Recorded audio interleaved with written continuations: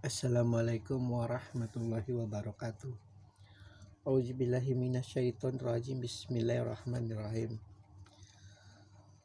Aina yashrabu bihal muqarrabun, yaitu mata air yang diminum oleh mereka yang didekatkan kepada Allah.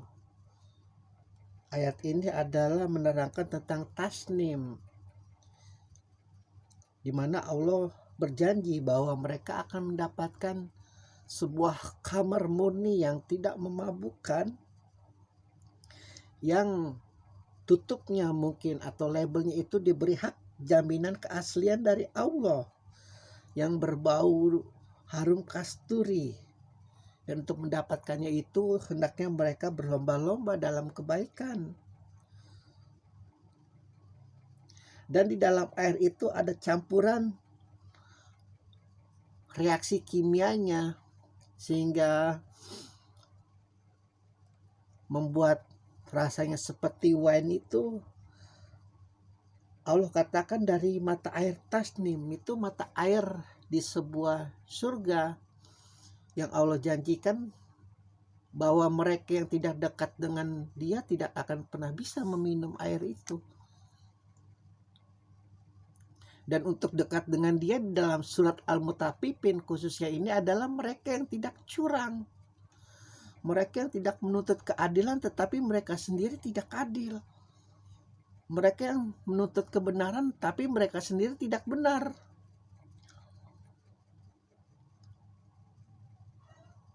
Mereka menuntut untuk tidak dijalimi, tapi mereka sendiri menjalimi dengan cara mengambil nyawa orang lain. Salah satu godaan lanatullah yang paling nyata hingga detik ini adalah terlalu mengagung-agungkan hasil dalam sebuah perlombaan itu. Yang penting juara satu, mau caranya bagaimanapun tidak peduli, baik dengan strategi apapun. Yang penting setelah mendapat gelar juara itu, kemuliaan akan hadir padanya, kehormatan akan hadir padanya. Di mata Allah hal itu tidak penting. Apakah engkau juara 1, juara 2, juara 3 atau tidak juara sama sekali, yang di mata Allah yang penting adalah bagaimana proses engkau itu dalam perlombaan. Khususnya ini Allah katakan adalah berlomba-lomba dalam kebaikan. Meskipun engkau tidak juara, tapi engkau dalam perlombaan itu membuat dirimu menjadi lebih baik, akalmu menjadi lebih kuat, hatimu menjadi lebih kokoh, dan hawa nafsumu menjadi lebih ditundukkan lagi. Itu jauh lebih Allah hargai dan termasuk kepada mereka yang dekat kepadanya, dibanding dengan juara yang disertai dengan kesombongan, ketakaburan. Seolah-olah yang mereka yang bukan juara itu adalah remeh-remeh kehidupan, hanya dia saja yang berhak diperhatikan. Luar biasa. Kita tahu bahwa akar dari segala dosa adalah kesombongan. Sombongan lanatullah itu tidak mau sujud kepada Adam, itu akar dari seluruh masalah di dunia ini. Kesombongan untuk tidak mematuhi perintah Allah untuk dia bersujud kepada Adam, itu awal mula segala macam tetek bengek ini. Dari akar-akar kesombongan itu timbul dosa-dosa, sampai yang kepada yang paling akhir adalah bentuknya kecurangan. Bagaimana tidak curang, iblis meminta umurnya dipanjangkan dibandingkan manusia hingga akhir zaman. Padahal kalau umur dia dengan Adam selesai, sama-sama dimatikan oleh Allah. Dia tahu dia tidak bisa berbuat apa-apa, karena Allah dekat dengan Adam, disaksikan seluruh malaikat. Sementara dia memutuskan dirinya untuk menjauhi Allah dengan kesombongannya. dengan ketakaburannya, dengan keujubannya, dengan merasa dirinya itu sama sederajat dengan Adam dalam hal kecerdasan, kepintaran. Sehingga dalam logika berpikirnya Adam tidak berhak untuk mendapatkan kehormatan para malaikat, apalagi dengan cara bersujud.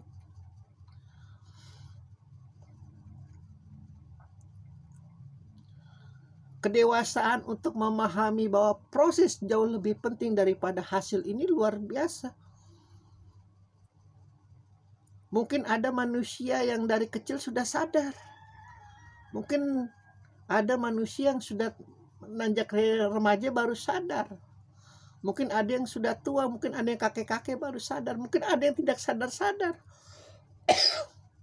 bahwa proses itu jauh lebih penting. Bahwa menghindari kecurangan, menghindari menghalalkan segala cara, menghindari untuk menjalimi, menyakiti, mengambil hak orang lain itu jauh lebih penting. Kalau Anda paham hal itu, Anda bisa lihat di pasar, di mall, di sekolah, di tempat pengajian. Banyak orang-orang yang tidak menyadari hal itu. Menganggap bahwa segala sesuatu itu adalah yang penting hasilnya, bukan prosesnya. Sekali lagi Allah mengatakan, hendaklah engkau untuk mendapatkan demikian itu berlomba-lomba dalam kebaikan, bukan berlomba-lomba dalam mencapai hasil terakhir sebagai seorang juara, sebagai orang yang kaya raya, sebagai orang yang memiliki jabatan presiden, menteri, atau apapun itu mimpi-mimpimu. Lucu kalau melihat sudah tua, sudah keriput, tapi tidak menyadari hal itu tuh sungguh lucu.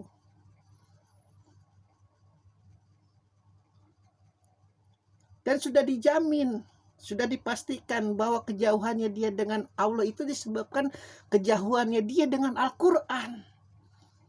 Bagaimana tidak jauh? Al-Quran itu ucapan Allah. Kalau kau tidak dekat dengan Al-Quran, berarti ya kau tidak dekat dengan Allah. Kau tidak memahami apa yang dimaui Allah, apa yang diingini Allah, apa yang Allah harapkan darimu. Mukjizat Rasulullah itu yang paling tidak bisa dibantai dengan apapun selain kejujurannya adalah Al-Quran. Keharmonisannya dari zaman ke zaman tidak akan pernah luntur. Tegaskan kata-kata ini. Jika memang nanti berjuta-juta tahun, entah 2 juta Masehi, 3 juta Masehi, 4 juta Masehi, ketika mungkin nanti ada teknologi Anda bisa tinggal di Mars, di Pluto, atau dimanapun itu, Al-Quran tetap akan kokoh.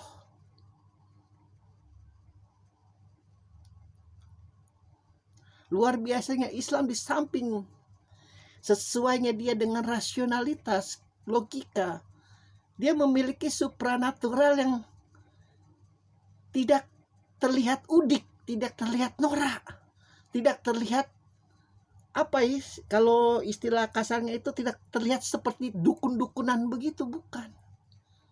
Logik supranaturalnya itu Al-Quran. Rasulullah diberi 2 hal sama Jibril. Engkau mau seperti orang cerdas, intelektual tinggi, pintar atau apa? Aku beri dengan sebuah pulpen.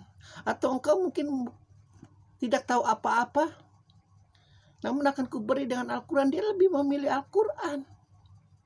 Jadi hati-hati, walaupun engkau mungkin seorang profesor, engkau mungkin seorang PhD, engkau mungkin seorang master, tapi engkau tidak mengenal Al-Quran, itu artinya engkau jauh dari Al-Quran. Dan engkau jauh dari Al-Quran itu artinya engkau jauh dari Allah. Jauh dari Allah, ya sudah, kau tidak meminum itu minuman yang dari mata air tasnim. Air mata yang paling dekat Allah jamin adalah kedudukannya denganku, bersukacita denganku, bergembira denganku. Dan tidak sulit, Tidak perlu hafal Al-Quran, tidak perlu tahu tajwidnya, harokatnya, maktomnya, atau apapun. Cukup kau tidak berbuat curang, dikhususkan dalam surat Al-Mutaffifin ini. Alhamdulillahirabbil alamin.